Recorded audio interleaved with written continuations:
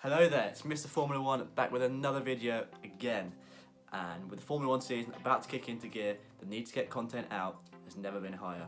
And today we're going to be going over the preview for the Bahrain Grand Prix. The first race of the 2021 season is upon us this weekend, and today I'm going to bring you the preview. So what we're going to cover today? Well, I've got an absolute treat for you all.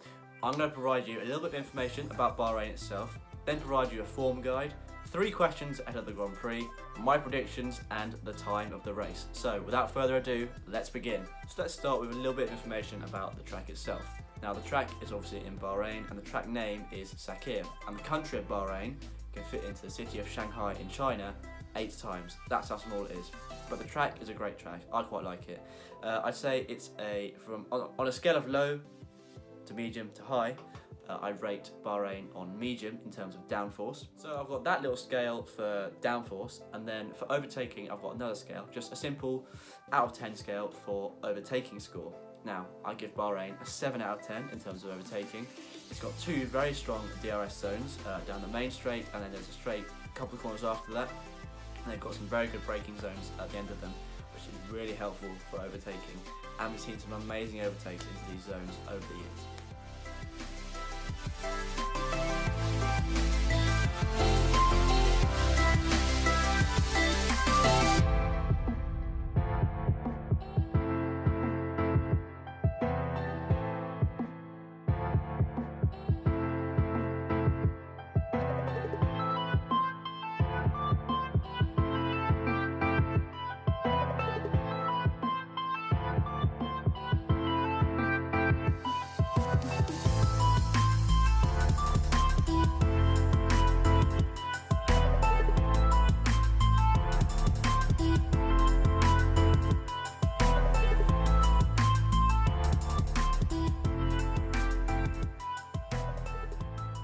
Now, Bahrain being in the Middle East means it's very hot, which means it's very difficult for cars to follow sometimes because of the hot weather, which means the cars overheat, and obviously hot temperatures mean the overheating problem is exacerbated.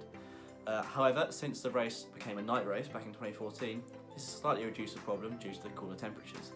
And ever since it became a night race, I think the race has come alive. It looks so much better at night, and the racing seems to be even better too. Just back in 2013 and prior to that, it was a pretty dull race if I'm honest. But like I said, at night makes all the difference. Finally, this is the first time since 2010 that Bahrain is hosting the opening Grand Prix of the season. Okay, moving on. Secondly, we'll go for the form guide at Bahrain. Now, back in 2020, there were 2 races in Bahrain. One was the Bahrain Grand Prix, and one was the Sakhir Grand Prix. Lewis Hamilton won the 2020 Bahrain Grand Prix, and Sergio Perez won the 2020 Sakhir Grand Prix. Now, in the years prior to that, in 2019, Lewis Hamilton won that one. 2018, Sebastian Vettel won that one with Ferrari. 2017, Sebastian Vettel won that also. And 2016, Nico Rosberg won that. Now, the most successful drivers in Bahrain are Lewis Hamilton and Sebastian Vettel. They both have a joint 4 victories there. And the most successful team in Bahrain is Ferrari with 6 victories.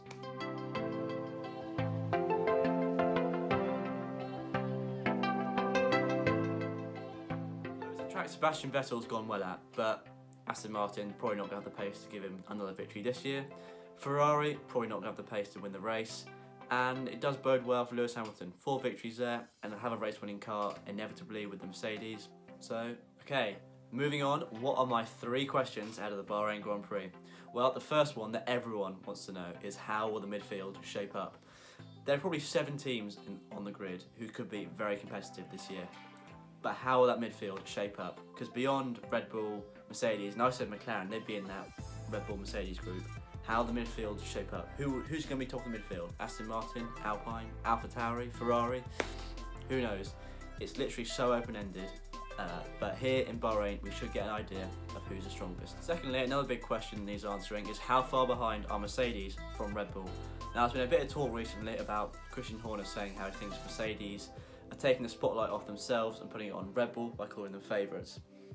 Who knows, but the fact is Mercedes were weaker than Red Bull in testing, and there's a very strong narrative that Red Bull have a stronger car. But the question that needs answering is how far behind are Mercedes? Are they level with them? Are they half a second behind? Are they 2 tenths behind? Or are they faster than Red Bull? That will get answered this weekend. And finally, are the cars this year faster than last year? That will get answered this weekend, because there's been minor changes to the aerodynamics this year, but the teams are confident that they can recover that lost time in those changes in other areas. Now, we saw in 2019 there were also minor rule changes, and the team still managed to find even more pace on the previous year. So what's happened again? This year remains to be seen, but personally I think they can go faster because these are the best engineers in the world designing the fastest cars in the world. So I think they will be faster this year than they were last year. So what do I think is going to happen this weekend? Well, I think Red Bull will be very strong because not only have they gone very well in Bahrain, but like has been mentioned everywhere, they've got a very strong car this year. I don't think Mercedes will have all their issues fixed by this weekend. However, they will be very fast, so do not discount them in the fight for victory because they will be challenging Red Bull. But I think it'll take them a few races to fix their issues. It may even be faster than Red Bull. Another pointer is do not discount McLaren because they're definitely in the fight, and even Ferrari, I think. Do not discount Ferrari and McLaren because I think they could be strong this year, especially in Bahrain. For now though, I think Alpine, Aston Martin and AlphaTauri, I think they'll be too slow to challenge for anything special this weekend. But we'll see how the season unfolds with that. I do, however, think that Mercedes will be a bit stronger in qualifying because that Mercedes engine always seems to turn up in qualifying. And of course, they have a 7-time champion at the wheel. Also, Red Bull historically have good long run pace, and they showed this again in testing relative to Mercedes. Now, my prediction for the top 3, well, I think Max Verstappen will win the race. I think Lewis Hamilton will come second, and I think Valtteri Bottas will come third. I think that Mercedes will be too strong for Perez at the moment, because Perez, I think, will need a couple of races to adjust to that Red Bull. But I think Max Verstappen will win the race. So where and when can you catch the Grand Prix this weekend? Well, practice 1 and practice 2 on Friday. Practice 1 is at 11:30, practice 2 is at 3 o'clock. Now on Saturday, practice 3 will be at 12 o'clock, qualifying will be at 3 o'clock, and the race on Sunday will be at 4 o'clock. All live and exclusive on Sky Sports F1. Don't miss it. So there you go, there's your preview for the Bahrain Grand Prix this weekend. Now, if you want to comment anything down below on anything I've said in this video, feel free to do so. And I will see you after the Grand Prix next week. Have a good one and enjoy it.